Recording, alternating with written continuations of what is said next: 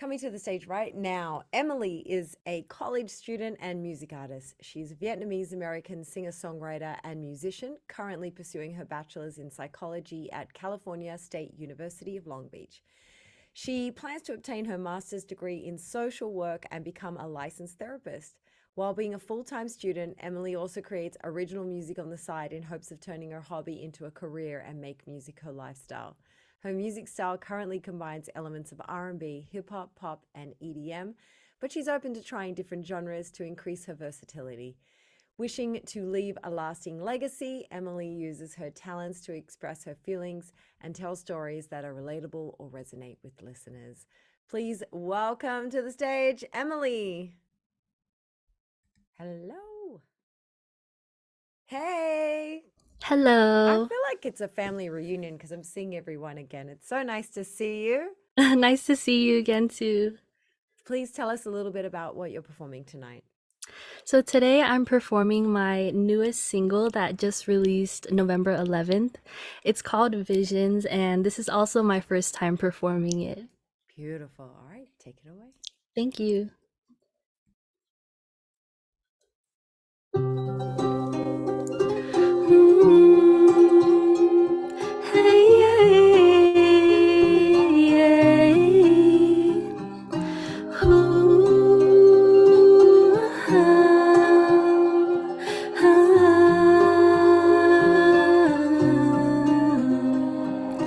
Visions of you all up in my bed.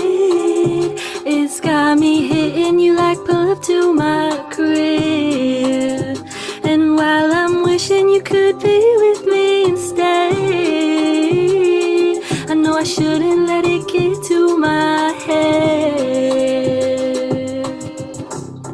When we touch, the flames ignite. I see the fire in your eyes. Wanna take you for a ride. Make you wanna stay for life. Waiting on you, I know you're feeling me too. Boy, tell me what you gon' do. Yeah, when I pull up on you, 'cause it's long overdue. Forget your plans and come through. Boy, this is all up to you. I'm gonna be all up on you. Get me excited when you get inside it. You read me like psychic. You know how I like it. Wanna hold you, don't wanna control you. Just wanna adore you. Visions of you all up in my bed. It's got me hitting you like pull up to my crib. And while I'm wishing you could be with me instead, I know I shouldn't let it get to my head.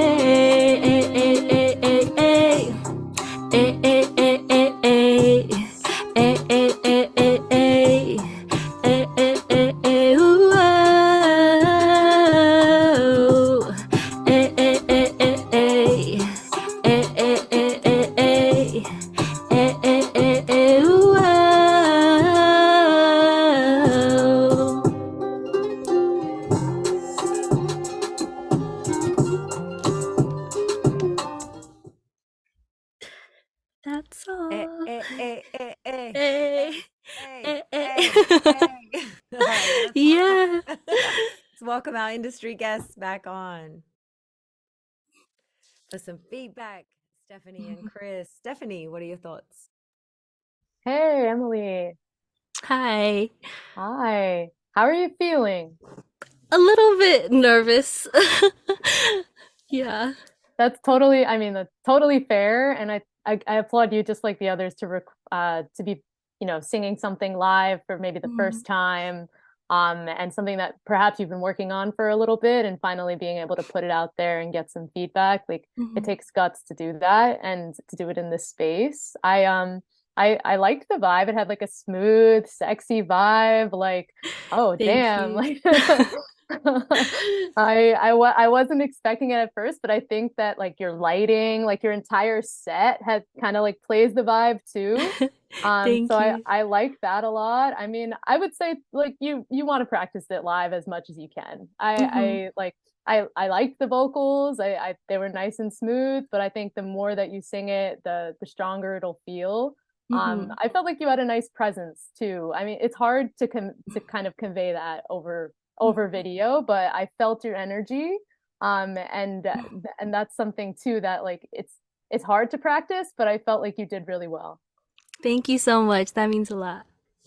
Krys? All right. I will say this, the one thing that stood out to me was the undertones of the song, the indigenous sounds. Mm, I want to say the last time I heard that, and I'm aging myself, but there were and my you may remember, but there was the song called Addictive by Truth Hurts. And okay. she had like these Indian kind of vibe to it.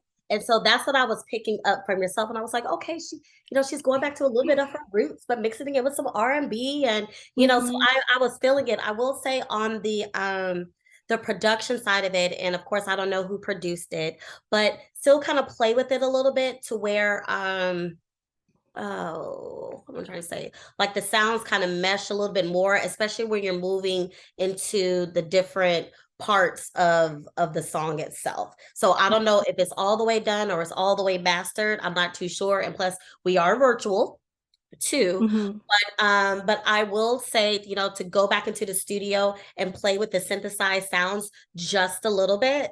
And then that way when you're ready to go back out there or go public with the song, putting it up on music platforms and everything, that it's all the way put together. That was the only thing that I was more so looking for. And I think your vocals will fall into that.